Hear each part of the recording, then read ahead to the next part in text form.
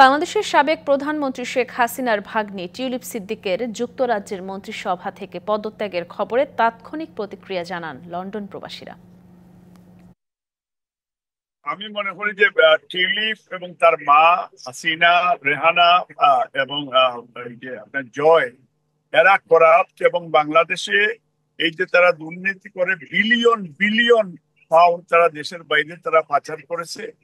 এইটা এবং এটা এখনো আমি মনে করি যে টিউলিপের resignation is not good enough. যে যেখানে থেকে দুর্নীতি করবে তার তার পদত্যাগ হবে, এটাই আমরা দাবি করেছিলাম। সেই হিসাবে তিনি পদত্যাগ করেছেন একজন প্রবাসী হিসাবে, এবং এখানে যারা অবস্থানরত যুক্তরাজ্যে সবাই আনন্দিত। আমরা চাচ্ছি যে অবিলম্বে টিউলিপ তার এমপি থেকে পদত্যাগ করে।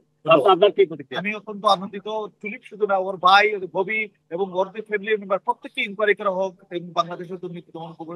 আমি পদত্যাগ দাবি করছি এবং ওর এমপি থেকে পদত্যাগ দাবি করছি।